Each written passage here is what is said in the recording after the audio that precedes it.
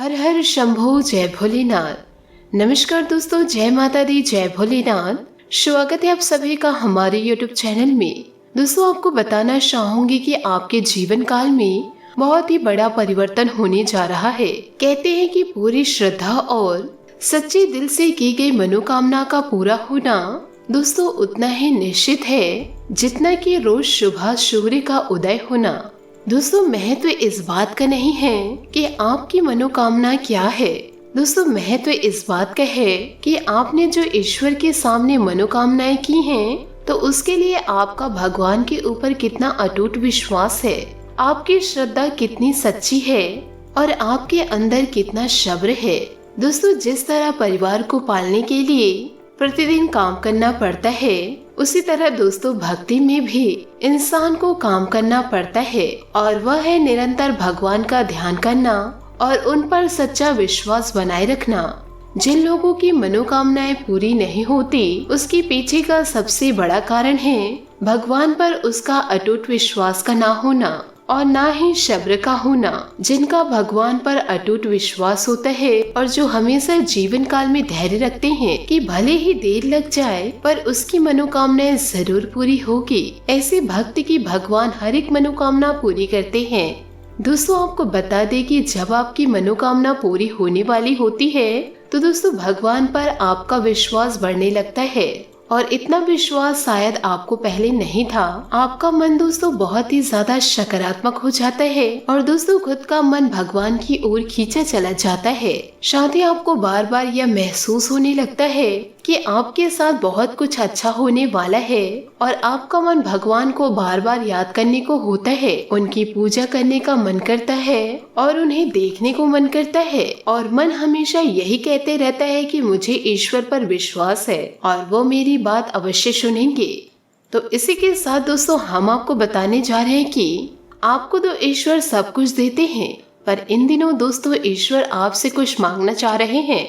दोस्तों, हम जानते हैं कि सच्चे मन से आप भोलेनाथ की पूजा आराधना अवश्य करते हैं और अपने मन में भगवान के लिए गहरी आस्था रखते हैं। निश्चित ही दोस्तों आपके मन में भगवान के लिए कुछ न कुछ प्रश्न होते ही हैं, और दोस्तों आप हमेशा चाहते हैं कि आपकी पूजा आराधना से ईश्वर हमेशा खुश रहे और आपकी सारी इच्छाएं पूर्ण कर दे, जिससे आपका जीवन सुगम और सरल हो जाए। दोस्तों, इस बात में कोई बुराई नहीं है, लेकिन दोस्तों क्या आप जानते हैं कि भगवान भी कुछ न कुछ भक्ति से मांगते ही हैं। यानी कि दोस्तों भगवान भोलेनाथ आपसे कुछ मांग रहे हैं, परंतु दोस्तों शायद आपको इस बात की जानकारी नहीं है। तो दोस्तों आज की इस वीडियो में हम आपको बताने जा रहे हैं कि दोस्तों कौन सी वो 3 चीजें हैं जो भगवान भोलेनाथ हमेशा अपने भक्तों से मांगते हैं, और यदि भक्त इन बातों को समझ लेते हैं और उन इच्छाओं को पूर्ण कर देते हैं, तो भगवान भोलेनाथ उन्हें इतना देते हैं जितने कि उन्होंने कभी कल्पना भी ना की हो।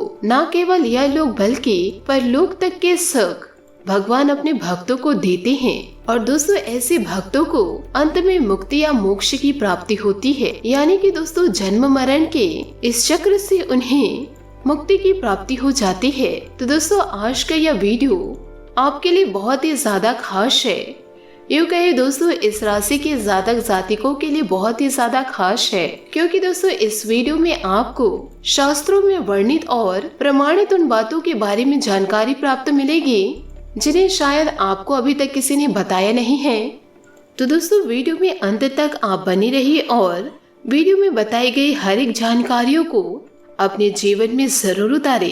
यूँ कहे दोस्तों हर एक बात को गहराई से सोचने का प्रयास कीजिए, क्योंकि दोस्तों ऐसे वीडियो बार बार नहीं प्राप्त होते। हम दोस्तों केवल और केवल वीडियोस में ज्ञान की और गहराई की बातें करते हैं, और दोस्तों हमारे द्वारा दिए गए ज्ञान का नाता सीधे शास्त्रों से होता है। हम दोस्तों अपने द्वारा बनाए गए किसी भी प्रकार की कल्पनाएं दूसरों के समक्ष जाहिर नहीं करते हैं। दोस्तों जो भी है स्पष्ट है और शुद्ध है। हम दोस्तों स्वयं माँ भद्रकाली भगवान भोलेनाथ के भक्त हैं, तो हम नहीं चाहते दोस्तों कि हमारे द्वारा ज्ञान के नाम पर प्रपंच समाज में फैले और लोगों की मानसिकता दूषित हो जाए। तो दोस्तों आशा करती हूँ कि आप हमारे इन विचारधारा को समझ पाए हैं, और दोस्तों इस वीडियो से आप सहमत भी हैं। तो चलिए दोस्तों वीडियो में आगे बढ़ते हैं, परंतु दोस्तों आपसे हाथ जोड़कर निवेदन करना चाहूंगी यदि आप भगवान भोलेनाथ के सच्चे भक्त हैं तो वीडियो को लाइक करना बिल्कुल भी ना भूलें। साथ ही दोस्तों कमेंट बॉक्स में भोलेनाथ का जयकारा अवश्य लगा दे। दोस्तों आपको बता दे कि वह कौन सी है 3 चीजें जो भगवान भोलेनाथ अपने भक्त से हमेशा चाहते हैं और उनके भक्त यह 3 चीजों को भगवान भोलेनाथ को समर्पित करे। ऐसे तो भगवान भोलेनाथ हैं, यानी कि बहुत ही भोले हैं। एक लोटा जल से ही खुश हो जाते हैं, ज्यादा कुछ करने की आवश्यकता नहीं होती है। फिर भी दोस्तों आप भक्ति के एक ऊंचे स्तर को प्राप्त करना चाहते हैं, यानी कि ज्ञान की गहराई में डूबना चाहते हैं, तो दोस्तों तो फिर आपको हर एक छोटी बड़ी बातों का ज्ञान होना बहुत ही ज्यादा आवश्यक है। क्योंकि हमारे द्वारा किए गए कार्यों में इतनी ज्यादा शुद्धता होगी तो उतनी ही जल्दी हम अपनी ओर सकारात्मक ऊर्जा को खींच पाएंगे। अब दोस्तों आपको समझना यह है कि भगवान कोई इंसान नहीं है। भगवान हम जिनकी पूजा आराधना करते हैं उनके दोस्तों हमेशा 2 रूप होते हैं। आप इसे समझने की कोशिश करिए। बस दोस्तों इस वीडियो को मजाक में लेने की भूल मत कीजिएगा। जैसे कि दोस्तों हम भगवान भोलेनाथ के मंदिर में जाते हैं और शिवलिंग को जल अर्पित करते हैं, तो हम भगवान भोलेनाथ की पूजा आराधना उनके लिंग स्वरूप में कर रहे हैं। जैसे कि हम किसी भगवान की मूर्ति की पूजा कर रहे हैं, जैसे कि हनुमान जी की मूर्ति की पूजा कर रहे हैं, यानी हनुमान जी नहीं उनकी मूर्ति, यानी भोले बाबा नहीं उनका स्वरूप है। दोस्तों उनका प्रतीक है शिवलिंग, और इसी प्रतीक से दोस्तों हम उस भगवान को पाना चाहते हैं जो कि अव्यक्त है, निराकार है, ना कोई आकार है, ना ही कोई रूप है, और ना ही वह हम इंसानों की तरह सोचते हैं। तो दोस्तों असल में भगवान है क्या? मन में यह प्रश्न उठना स्वाभाविक सी बात है। तो दोस्तों आप समझिए कि भगवान ऊर्जा का सीधा स्वरूप है, यानी कि दोस्तों एक ऐसी ऊर्जा जिस ऊर्जा का कोई रूप रंग आकार नहीं है, लेकिन वह इस पूरे ब्रह्मांड को पूर्ण रूप से प्रभावित करते हैं, या यूं कहे तो पूरा संचालित करते हैं। वह ऊर्जा हर एक जीव जंतु, हर एक चीज व हर एक पदार्थ पर मौजूद होते हैं, जो कि दोस्तों हमें दिखाई देता है उसके अंदर वह ऊर्जा अवश्य मौजूद होती है। और दोस्तों आश्चर्य की बात तो यह है कि जो चीजें हमें निर्जीव दिखाई देती है वह चीजें भी दोस्तों ईश्वर से निहित होती है, उनके अंदर भी ईश्वर का वास माना जाता है। इसलिए दोस्तों आप देखिए कि हमारे सनातन धर्म में पेड़ों की पूजा की जाती है, पहाड़ों की पूजा की जाती है, नदियों की, जल की, अग्नि की, पत्थरों की, यहाँ तक कि स्थानों तक की पूजा की जाती है। क्योंकि दोस्तों बेशक कोई पत्थर या फिर नदी का पानी हमें देखने में निर्जीव लगता है, वह बात नहीं करता है, वे कुछ भी सुनता नहीं है, लेकिन उसके अंदर भी ईश्वर की ऊर्जा मौजूद है। अब दोस्तों इतनी सारी बातें बताने का हमारा मकसद केवल यही है कि दोस्तों आप जीवन काल में यह समझिए कि भगवान असल में है क्या, यूँ कहे ईश्वर असल में है क्या। दोस्तों ईश्वर के 2 रूप होते हैं, एक साकार और दोस्तों दूसरा निराकार। साकार रूप दोस्तों वह है जो मंदिरों में विराजमान है, जिसे सभी भक्ति भाव के साथ पूजते हैं, लेकिन वह शुद्ध स्वरूप नहीं है। शुद्ध स्वरूप तो निराकार है, जिसे दोस्तों कोई जानता भी नहीं है। तो असल में दोस्तों हम उस मूर्ति रूप को पूजा करके उस अमूर्त को खुश करना चाहते हैं, और दोस्तों उस ऊर्जा को अपनी ओर आकर्षित करना चाहते हैं, क्योंकि वह इतनी सकारात्मक और शुद्ध ऊर्जा है जिसे हम ईश्वर की ऊर्जा कहते हैं। यदि वह हमारे जीवन में प्रवेश कर जाए तो हमारा जीवन पूर्ण रूप से शुद्ध और सकारात्मक हो जाएगा, और हमें मनवांछित फल, सुख, समृद्धि, सभी प्रकार की सुविधाएं प्राप्त होने लगती है। तो दोस्तों यहाँ पर आप यह बात समझ चुके हैं कि भगवान या ईश्वर असल में ऊर्जा का शुद्ध स्वरूप है, और जब आप भक्ति करके ईश्वर को खुश करने की बात करते हैं तो असल में आप उस ऊर्जा को अपनी ओर आकर्षित करना चाहते हैं। तो दोस्तों अब ऐसे में ऊर्जा को आकर्षित करने के नियम क्या हैं? आप दोस्तों इसे ध्यान से समझिए। आप दोस्तों कितना ही दिखावा करेंगे, कितना भी प्रपंच करेंगे, पर दोस्तों वह ऊर्जा आपकी ओर आकर्षित नहीं होगी। दोस्तों कारण इसका यह है, जब तक कि आपके अंदर यानी आपके मन मस्तिष्क में, आपके आत्मा में शुद्धता नहीं होगी, सकारात्मकता नहीं होगी, तब तक दोस्तों वह सकारात्मक ऊर्जा आपकी ओर आकर्षित नहीं होगी। इसीलिए दोस्तों कहा जाता है कि भगवान तो अंतर्यामी है, मन की बातों को भी समझ लेते हैं, उनसे कुछ कहने सुनने की आवश्यकता नहीं है। तो दोस्तों इस वीडियो के माध्यम हम जो आपको बताना चाह रहे हैं वह दोस्तों असल में मन की बातें हैं, यानी कि वह जो ऊर्जा है, जो शुद्ध स्वरूप है ईश्वर का, परमात्मा का, वह आपकी ओर आकर्षित कब होगा, वह ऊर्जा आपकी ओर आकर्षित कैसे होगी, यह जानना आपके लिए बेहद आवश्यक है। आप कितने भी भक्ति भाव के साथ पूजा करें, लेकिन यदि आपके स्वभाव में, यो कहे आपके चरित्र में या आपके कर्मों में किसी भी प्रकार का दोष है, छोटा अंश मात्र भी दोष होगा, तो ऊर्जा आपकी ओर आकर्षित नहीं होगी। और दोस्तों हम क्या कहते हैं कि भगवान की हमने खूब भक्ति की, सच्चे मन से हमने भक्ति की, फिर भी भगवान हमसे खुश नहीं हुए। दोस्तों कारण इसका यही है कि हमें उन बातों के बारे में ज्ञान नहीं होता और केवल हम अंधी भक्ति करते रहते हैं और ईश्वर की कृपा के पात्र कभी नहीं बन पाते। तो दोस्तों आज के इस वीडियो से आपकी दोस्तों आंखें खुल जाएगी, आपको दोस्तों एक अद्भुत ज्ञान की प्राप्ति होगी। तो दोस्तों इस वीडियो को ध्यान से सुनिए। 3 बातें दोस्तों जो भगवान भोलेनाथ आपसे चाहते हैं कि आप उन्हें पूरा करें या उन्हें भगवान जी को समर्पित करें, वह 3 बातें कौन सी है? पहला है यम, दूसरा है नियम और तीसरा है संयम। अब दोस्तों ये 3 चीजें क्या है? हो सकता है नियम और संयम से आपको कुछ समझ में आ गया हो, लेकिन यह यम क्या है? दोस्तों आपको बता दें कि हमारे शास्त्रों में यम का मतलब होता है संकल्प, तप यानी तपस्या। तो दोस्तों भगवान चाहते हैं कि जब आप उनकी भक्ति करें, यानी सच्चे मन से उनकी पूजा आराधना करें, तो उस समय दोस्तों आप किसी न किसी प्रकार का तप अवश्य करें। अब दोस्तों यह तप कैसे कर सकते हैं? दोस्तों तप का मतलब होता है कि आप किसी एक चीज का त्याग करें जिससे कि आपको बहुत अधिक लगाव है। दोस्तों कहने का मतलब यह हुआ कि आप अपनी ऐसी बुरी आदत को चुने जो लगता है कि आपकी बहुत बुरी आदत है और इसके बारे में दोस्तों आपको भी पता है, लेकिन आप उससे दूर नहीं रह पा रहे हैं। जैसे कि आपको किसी प्रकार की नशा करने की आदत है, तो दोस्तों आप उसका त्याग करें। यह वीडियो दोस्तों आपके लिए बहुत ही ज्यादा स्पष्ट है और हो सकता है इस वीडियो में बताई गई कुछ बातें आपको दोस्तों थोड़ी कठोर लगे।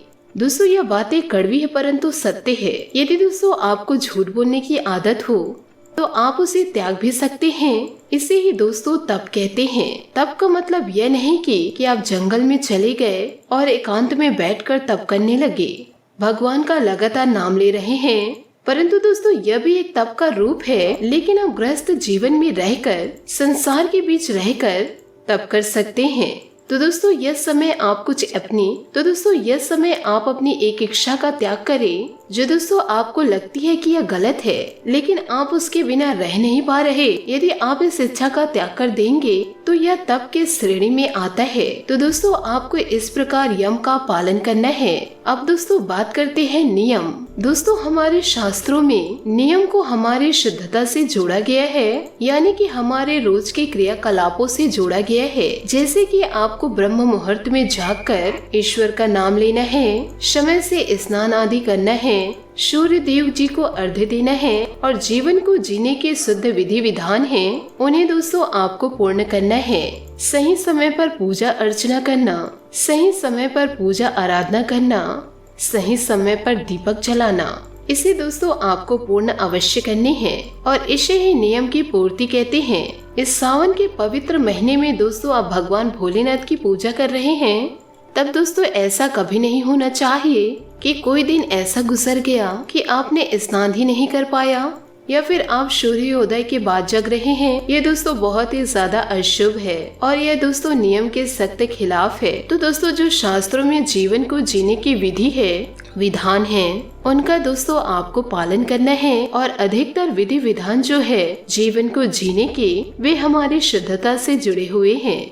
जब हम शुद्ध होते हैं तो हम ईश्वर की पूजा आराधना करने के योग्य बनते हैं, तभी वह शुद्ध ऊर्जा स्वरूप हमारे जीवन में प्रवेश कर पाते हैं। इसलिए दोस्तों आपने यह बात तो सुनी ही होगी कि प्राचीन काल में जो ऋषि मुनि थे वे ब्रह्म मुहूर्त में जाग जाते थे, स्नान आदि वगैरह करके ईश्वर की भक्ति में लीन रहते थे और शुद्धता के संपूर्ण नियमों का पालन करते थे। इसलिए उन्हें ईश्वर के सबसे नजदीक माना जाता था। लोगों के जीवन में जब अड़चने आती थी, परेशानियां आती थी, दुख तकलीफ घेर लिए करते थे, तो लोग ऋषि मुनियों की शरण में जाकर उनसे सलाह लेते थे, तब जीवन के सही राह खुलते थे। तो आपको भी दोस्तों नियम का पालन करना बेहद आवश्यक है। दोस्तों इसे जीवन भर यदि नहीं कर सकते तो दोस्तों जब तक आप भगवान की भक्ति कर रहे हैं, कोई विशेष साधना कर रहे हैं, जैसे कि अब श्रावण में शिवलिंग पर जल अर्पित करने का आपने संकल्प लिया, तो असल में आपने एक साधना शुरू की है। तो इस दौरान दोस्तों आपका ये जो संकल्प चलेगा, ये श्रावण के महीने दोस्तों जब तक चलेंगे तब तक दोस्तों आपको नियम का पूर्ण पालन करना होगा। अब दोस्तों बात करते हैं तीसरा,